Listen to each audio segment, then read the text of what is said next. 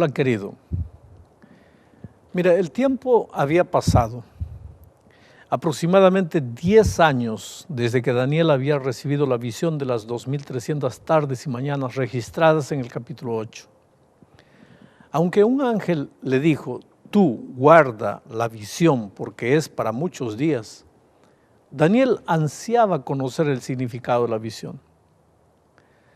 De acuerdo con la profecía de Jeremías, el tiempo para el retorno de los judíos a Jerusalén en 539 a.C. estaba cerca.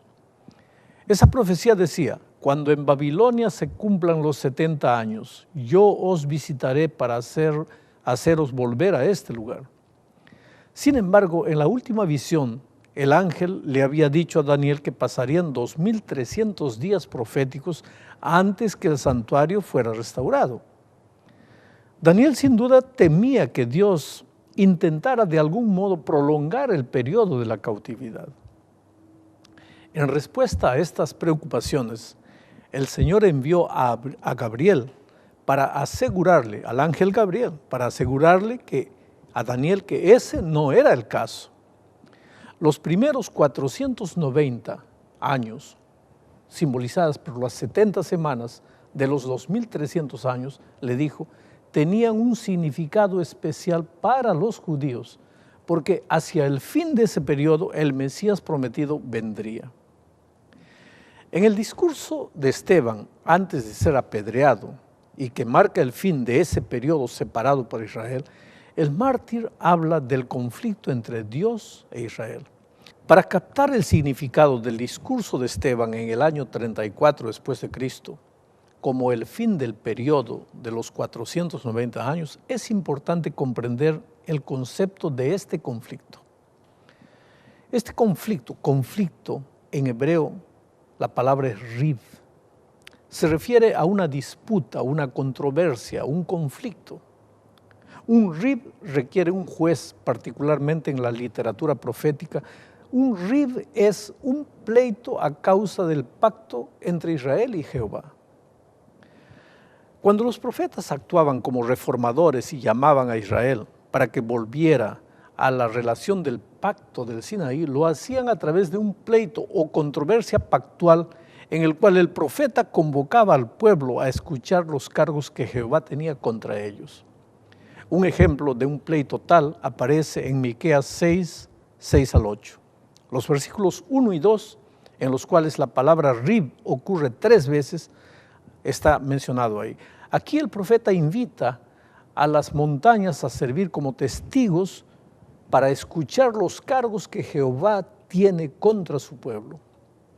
En vez de acusarlos de deslealtad, Dios pregunta a su pueblo, ¿qué les ha hecho para que lo hayan abandonado? Pueblo mío, ¿qué te he hecho? Dice. ¿Por qué habían dejado de obedecerle? Para mostrarles que no tenían razón para un comportamiento tal, los profetas citan los poderosos actos de Jehová en favor de su pueblo en el pasado, como en Miqueas 6, 3 al 5. Dios los había librado de Egipto y los había llevado con seguridad a través del desierto a Canaán. Estos grandes hechos a favor de Israel nos recuerda la fidelidad de Dios a la promesa de su pacto. En los versículos 6 y 7, Miqueas expresa ahora la respuesta del pueblo. Si Jehová no se agrada de nosotros, ¿qué haremos? Preguntan.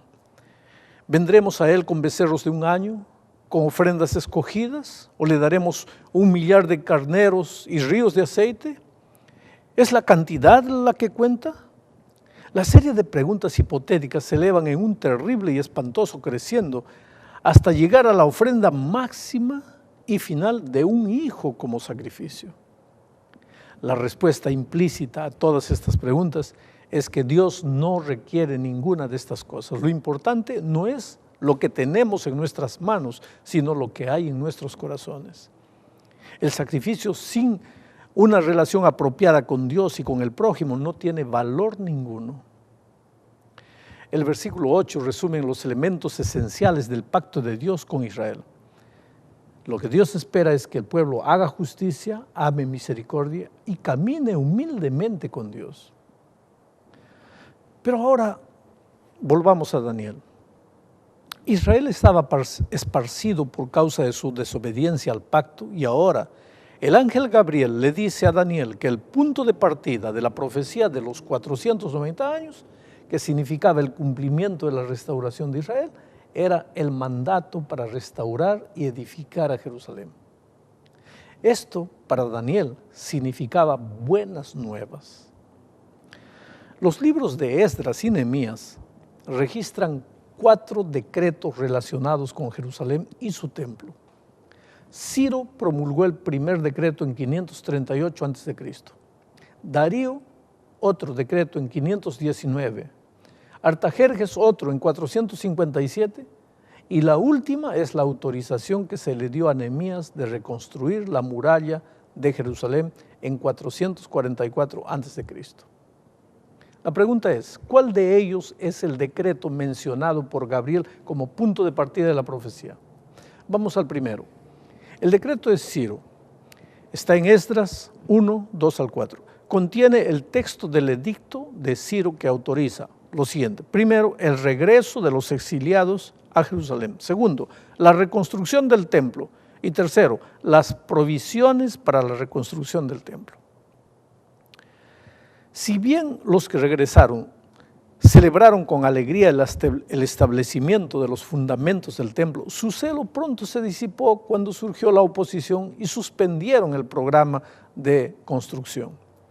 El punto importante que debe notarse es que el decreto de Ciro no se refiere a la construcción de la ciudad, sino solo del templo. Entonces, siendo que Daniel 9:25 especifica claramente la reconstrucción de la ciudad de Jerusalén, el decreto de Ciro obviamente no califica como el punto de partida para la profecía de los 490 años. El segundo decreto es el decreto de Darío, primero, en 519 a.C.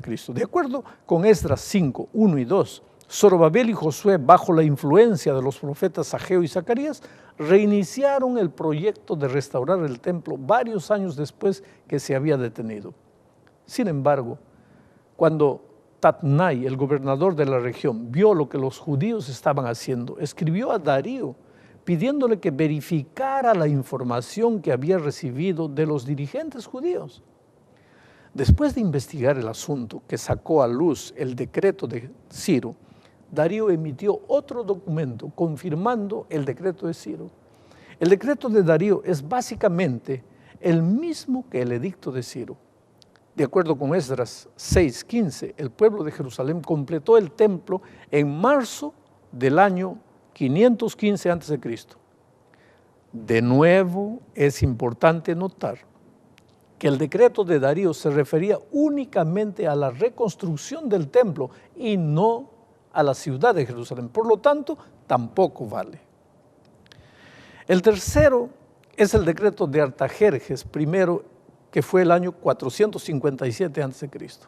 El decreto de Artajerjes incluía varios elementos importantes. Primero, concedía permiso a los exiliados que quisieran regresar a Judea. Segundo, Esdras debía investigar la condición espiritual del pueblo de Judá con el propósito de poner sus vidas en armonía con la ley de Moisés.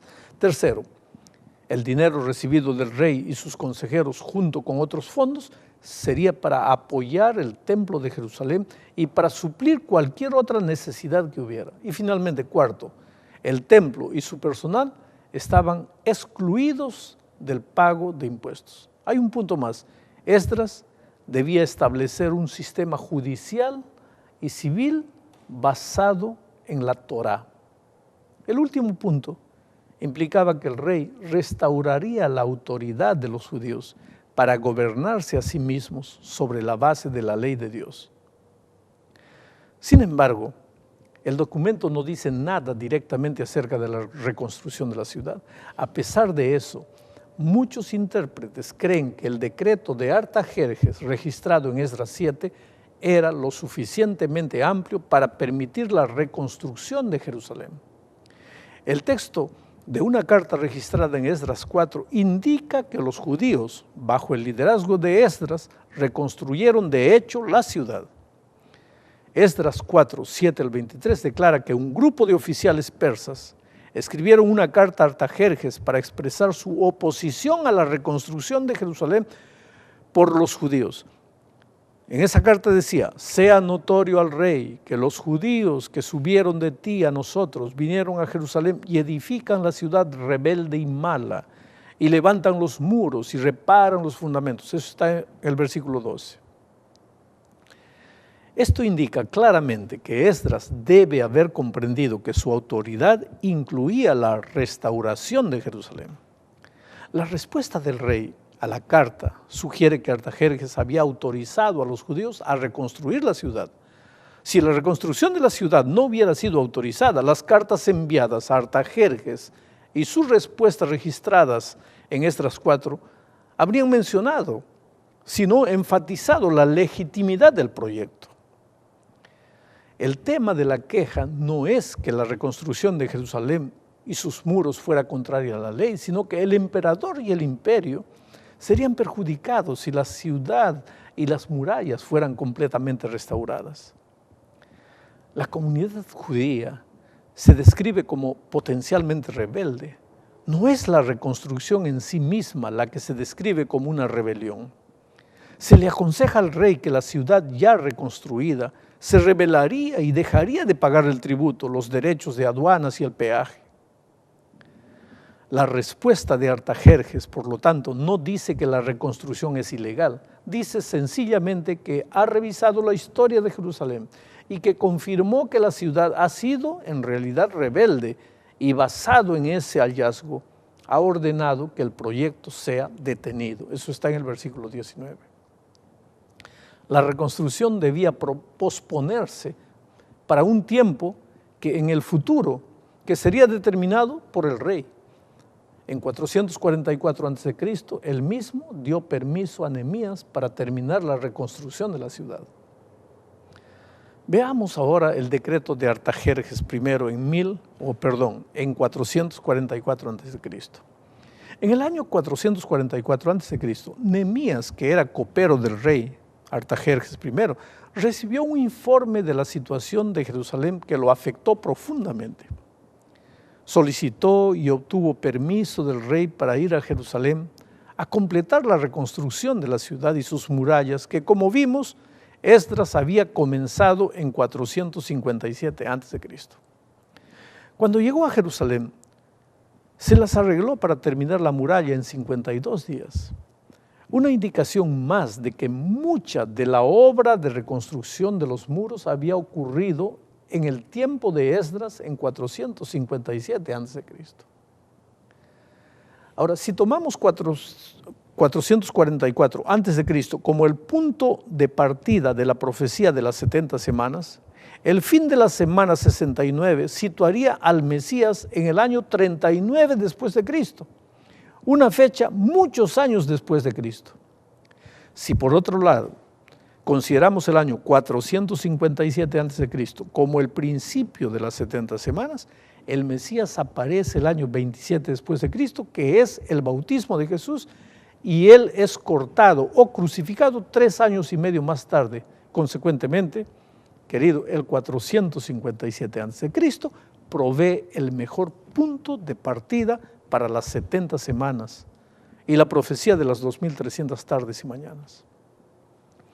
Grandes cambios se habían producido desde la última visión de Daniel en el capítulo 8.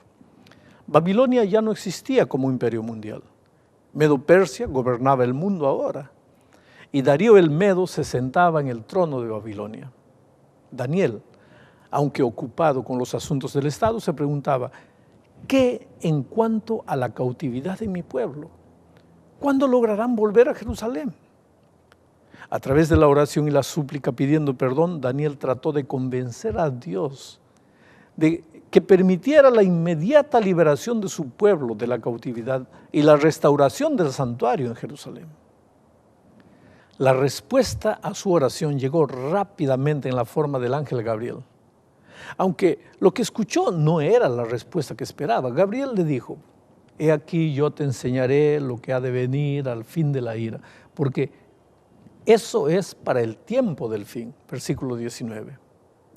Dios todavía contesta las oraciones en muchas y variadas formas. Ellas pueden incluir la sanidad de una enfermedad, el retorno de un hijo o una hija perdidos, o un aumento de sueldo en el momento menos esperado. Y querido, Dios escucha las oraciones no solo de sinceros cristianos, sino también de gente no cristiana y ferviente. Ranjit Singh era un hindú del norte de la India. Él y su esposa habían sembrado 2.500 plantas de repollo en su huerta, pero sin lluvias, la continua sequía amenazaba destruir la cosecha. Los Singh habían perdido su fe en los 300.000 dioses del hinduismo, a los cuales habían invocado durante toda su vida. Pero ¿a dónde podían ir en busca de ayuda? Entonces el señor Singh recordó haber escuchado a alguien decir que el Dios de los cristianos era todopoderoso. Habló de eso con su esposa y decidieron orar al Dios de los cristianos, fervientemente pidiendo lluvia. Si el Dios de los cristianos escucha nuestra oración y contesta nuestro pedido, sabremos que Él es el verdadero Dios, dijo el señor Singh a su esposa. Por primera vez en su vida, la pareja derramó su alma en oración pidiendo ayuda a Dios. Esa noche llovió. Al siguiente día la pareja se quedó muda de asombro cuando se dio cuenta que solo había llovido en su terreno plantado de repollos y en ninguna otra parte de la aldea había llovido. Con el tiempo, el señor Singh y su esposa aceptaron a Jesucristo como su Salvador y fueron bautizados. Bueno, a medida que estudiamos la profecía de Daniel 9, es importante que recordemos los nexos entre este y el capítulo previo, el 8. Primero, el mismo ángel visitó a Daniel. Segundo, Daniel recordó la visión anterior, está en el versículo 21. Tercero, Daniel 9:23 repite el mandato a Gabriel en Daniel 8:16 para dar al profeta comprensión de la visión. Cuarto, el elemento de tiempo no explicado en Daniel 8 es ahora el tema de Daniel 9. Daniel 8 emplea dos palabras para visión. Una es chazón, está en los versículos 1, 2, 13, 15, en fin. Y la otra es maré, que se encuentra en los versículos 16, 26, 27. La primera palabra se refiere a la visión como un todo. La segunda se enfoca en el elemento de tiempo de las 2.300 tardes y mañanas. El ángel había explicado el simbolismo de los animales y el cuerno pequeño en el capítulo 8. Lo que el profeta no comprendió fue el significado de la visión, de la maré de las tardes y mañanas. Pero la visión, maré, que dejó pasmado, pues no lograba comprenderlo, era esa, dice Daniel.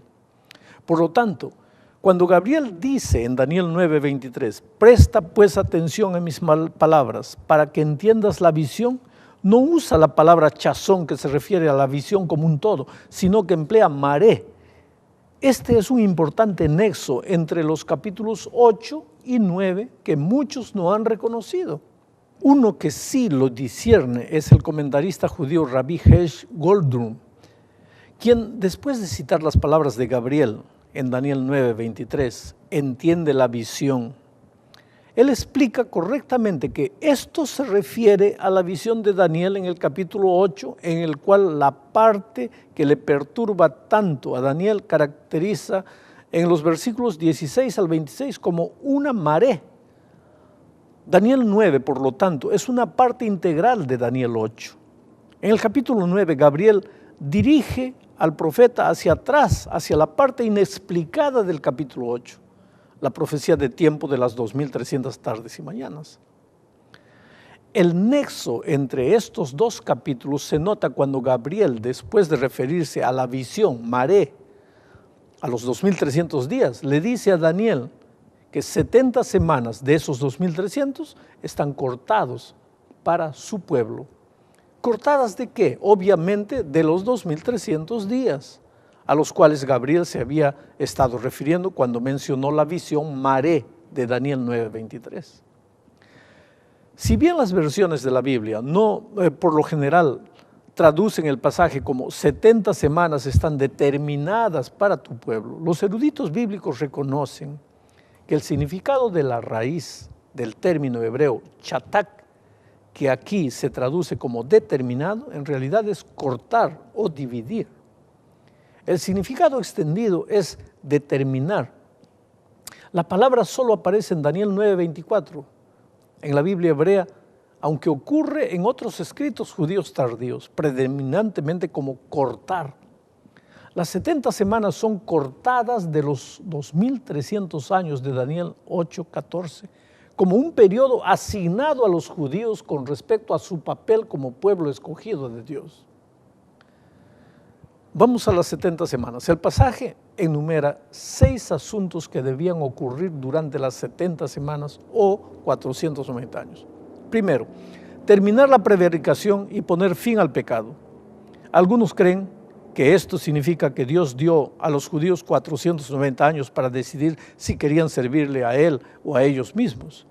Otros lo ven como una referencia a la cruz donde Jesús, a través de su sacrificio, puso fin a las relaciones rotas entre Dios y la humanidad y nos reconcilió con Dios.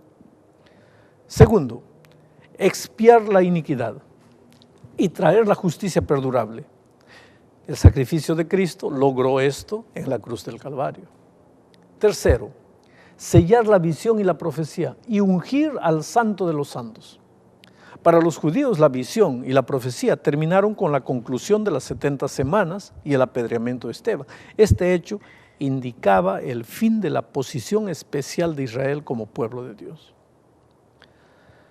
¿Por qué fue tan significativo el apedreamiento de Esteban? ¿Por qué su martirio fue más importante que el de otros en ese tiempo? El discurso de Esteban en Hechos 7 es paralelo al discurso profético de la disputa sobre el pacto, ¿te acuerdas? Cuando el Espíritu Santo vino sobre Esteban, recibió una visión del cielo, de modo que Esteban llegó a ser un profeta en ese momento. Al ver su discurso a través de los ojos de los profetas del Antiguo Testamento, se convierte en otro ejemplo en el cual un profeta divino trae un pleito pactual contra los representantes de la comunidad del pacto de Dios.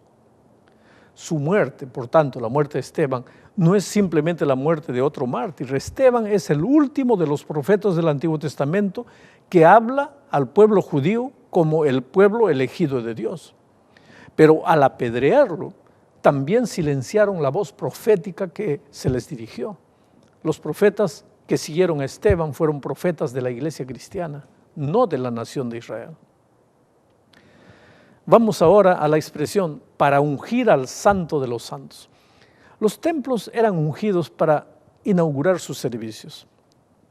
Éxodo 49 dice, y tomarás el aceite de la unción y ungirás el tabernáculo y todo lo que está en él, y los santificarás con todos sus utensilios y será santo. El ungimiento del santuario celestial predicho en este versículo señala la inauguración del ministerio sacerdotal de Cristo en el santuario celestial después de su ascensión. Eso está en Hebreos 9:21. Hebreos 9:21 lo confirma al decir que Jesús en el cielo roció con la sangre del tabernáculo y todos los vasos del ministerio. Otra expresión que debemos entender es el Mesías príncipe. De nuestro estudio hemos aprendido que el punto de partida de las 70 semanas o 490 años y por lo tanto también de los 2300 días proféticos o años literales fue el año 457 a.C. Hasta el Mesías príncipe, explicó Gabriel, habrá 7 semanas y 62 semanas. Este periodo de tiempo tiene 2 partes, porque durante las primeras 7 semanas o 49 años la ciudad de Jerusalén sería restaurada. Sabemos que Nehemías terminó la construcción del muro en 444 a.C. Pero como no tenemos registros históricos con respecto a Jerusalén y no podemos verificar si la construcción del muro terminó en 408 a.C., sin embargo, no tenemos razones para dudar que el número de años asignado en la profecía para la tarea sea correcto. Las siguientes 62 semanas o 434 años que van del año 408 antes de Cristo al año 27 después de Cristo nos lleva hasta el año en el cual Jesús, después de ser bautizado, llegó a ser el ungido. En ese tiempo Dios ungió con el Espíritu Santo y con poder a Jesús de Nazaret, dice Hechos 10:38. Fue entonces y no antes que llegó a ser oficialmente Jesús el Mesías. Después de su bautismo, Jesús empezó a predicar el evangelio del reino de Dios y confirmó el pacto como Daniel 9:27 predijo. Cuando vemos el inicio de Cristo, el inicio del ministerio de Cristo en busca de un evento para hacer o fortalecer el pacto con Israel, la presentación del Sermón del Monte se destaca. Jesús tomó una selección de mandamientos del antiguo pacto y los amplificó y los fortaleció, no los anuló.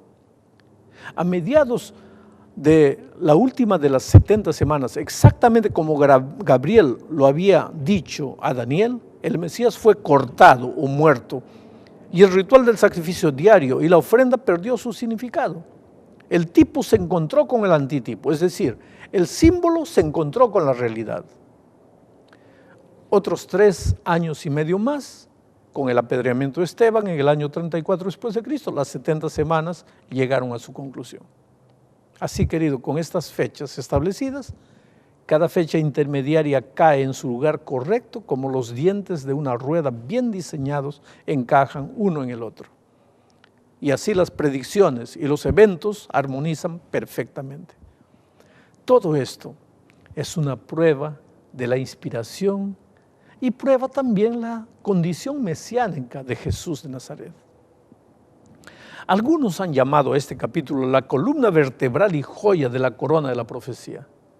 Desde la oración de Daniel hasta la confirmación de la profecía en Daniel 9:27, el capítulo rebosa de lecciones prácticas. Veamos solo 2. Su vida de oración, la vida de oración de Daniel fue extraordinaria. El hombre de todas las épocas fue primero, antes y nada, una persona de oración. Daniel fue eso. Ni su obra como estadista, ni la buena vida en la lujosa corte de Babilonia lograron distraerlo de su comunión diaria con Dios. ¿Somos nosotros así fieles? La oración de Daniel incluía aspectos de devoción, adoración, confesión, acción de gracias y peticiones. La mayor parte de su oración consiste en confesión de pecados. Si bien Daniel vivió una vida ejemplar, se identificó con su pueblo y con sus pecados. Hemos pecado, hemos cometido iniquidad, hemos hecho impíamente y hemos sido rebeldes, dice el versículo 5. Tuya es, Señor, la justicia y nuestra la confusión de rostro, dice el versículo 7. Y no obedecimos a la voz de Jehová nuestro Dios, dice el versículo 29. También reconoció que Dios estaba actuando justamente al castigarlos, versículo 14. La oración alcanza su crescendo en el versículo 19. Oye, Señor, oh Señor, perdona, presta oídos, Señor, y hazlo, el versículo 19. Y finalmente Dios escuchó la oración y actuó enviando al ángel Gabriel. La segunda lección que podemos aprender es que el foco de la profecía en Daniel 9, 24, 27 es el Mesías. El tiempo de su aparición, su vida, su obra, así como su muerte. Sin embargo, ninguna cantidad de conocimiento intelectual de esta profecía nos beneficiará a menos que aceptemos a Jesús como nuestro Salvador personal. Este pasaje revela una salvación, no solo de las consecuencias del pecado, sino del pecado mismo. Y de acuerdo con el Nuevo Testamento, Dios lo ofrece gratuitamente a la humanidad. Sin embargo, no podemos comprar una salvación tan grande, solo podemos experimentarla a través de la entrega a Jesús, que dijo: venid todos los que estáis trabajados y cargados, y yo os haré descansar. Oh querido, tú eres lo más precioso que Dios tiene en esta vida. Yo sé que profecía es profecía, números, fechas, parece todo complicado, pero la columna vertebral de toda esta profecía, de que el decreto de Artajer, que es el año 457, y esto, es mostrarte apenas una cosa. La profecía se cumplió fecha por fecha exactamente. En el estudio escrito tú lo estás viendo eso. Y si todo lo que se cumplió al pie de la letra, ¿tú crees que la grande profecía de la venida de Cristo no se va a cumplir también. Por lo tanto, aunque parezca que Cristo no va a volver, prepárate, porque Jesús está volviendo y tú debes estar preparado para encontrarte con tu Salvador. Que Dios te bendiga.